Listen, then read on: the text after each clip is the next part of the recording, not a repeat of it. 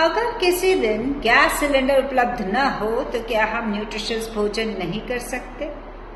Interesting question. आचार्य सुश्रुत ने हजारों साल पहले ही कह दिया था, भोजन ही औषधि होता है। लेकिन आज हम इतने गैस स्टोव पर निर्भर हो चुके हैं कि अगर 2 दिन भी गैस उपलब्ध ना हो तो बहुत से लोगों को समझ ही नहीं आता कि पौष्टिक खाना कैसे तैयार किया जाए। लेकिन भारत की पारंपरिक भोजन परंपरा में ऐसे कई होलसम न्यूट्रिशियस मील्स हैं जिन्हें बनाने के लिए आग की जरूरत ही नहीं पड़ती। इंटरेस्टिंग। और कई बार ये भोजन न्यूट्रिशनली काफी एफिशिएंट भी होते हैं, क्योंकि सोकिंग, स्प्राउटिंग और फर्मेंटेशन, ये 3 प्रोसेसेस भोजन के न्यूट्रिएंट्स की बायो अवेलेबिलिटी बढ़ा देते हैं।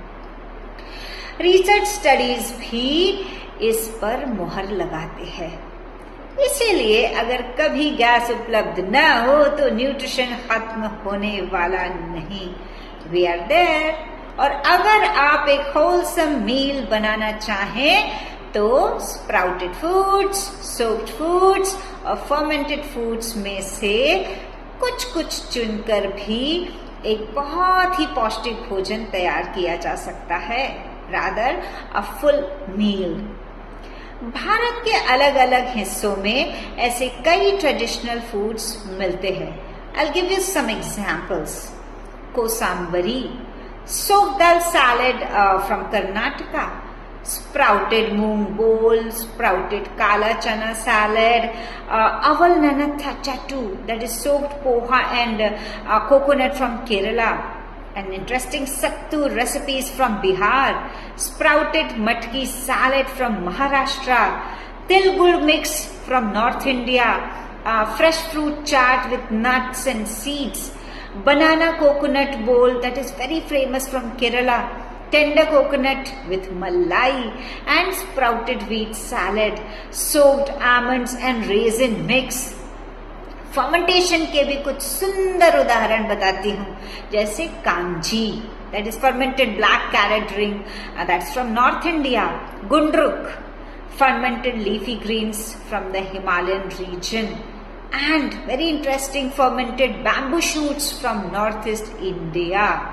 और आज की आधुनिक दुनिया के भी कुछ गैर पारंपरिक उदाहरण जो कि बिल्कुल होलसम हैं, नॉन फायर मील्स हैं और बहुत लोकप्रिय हो रहे हैं, वो भी आपको बताती हूँ। जैसे very famous overnight oats bowl, chia pudding with nuts and fruits, Greek yogurt fruit bowl, avocado nut salad bowl and nut seeds energy bowl, muesli with nuts and seeds. और इनमें से कई मील्स इतने आसान हैं कि बच्चे भी बना सकते हैं। पर यहाँ एक महत्वपूर्ण बात समझनी जरूरी है। आखिर न्यूट्रिशनिस्ट हूँ, बताऊंगी जरूर। भोजन पकाना भी जरूरी है, क्योंकि कई फूड्स में नेचुरल कंपाउंड्स होते हैं, जैसे फाइटेट्स, एविडिन, ट्रिप्सिन इनहिबिटर्स, जो कुकिंग से कम हो जाते हैं और न्यूट्रिएंट्स की बायो अवेलेबिलिटी बेहतर हो जाती है। लेकिन इसका मतलब ये नहीं है कि हर भोजन को पकाना ही पड़े। प्रकृति हमें भोजन के मूल तत्व देती है, उदाहरण जैसे फल, मेवे, बीज, अंकुरित अनाज, ताजा नारियल, नारियल पानी और भीगे हुए अनाज और दालें। इन सब को बनाने के लिए आग नहीं, सिर्फ समझ चाहिए। भारत की पारंपरिक आहार समझ में भोजन केवल पकाने से नहीं बनता था। सोकिंग, स्प्राउटिंग और फर्मेंटेशन भी उतने ही महत्वपूर्ण थे। कुकिंग एक महान कला है और कई फूड्स के लिए आवश्यक भी है, लेकिन न्यूट्रिशन का पूरा विज्ञान केवल कुकिंग पर निर्भर नहीं करता। कई बार नेचर के सबसे सरल कम प्रोसेस फूड्स ही हमारे शरीर के लिए सबसे जीवंत और पौष्टिक होते हैं।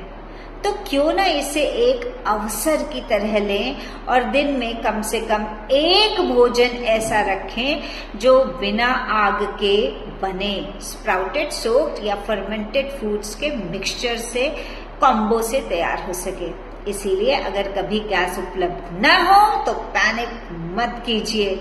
इंडिया की ट्रेडिशनल न्यूट्रिशन विजडम आपको भूखा नहीं रहने देगी। और एक चीज क्लियर कर दूं, मैं इस रील से किसी को डराना नहीं चाहती, बस ये याद दिलाना चाहती हूँ कि अगर कभी गैस उपलब्ध न हो तो भी समझदारी से चुने गए फूड्स के साथ हम न्यूट्रिशनली सरवाइव कर सकते हैं। Thank you.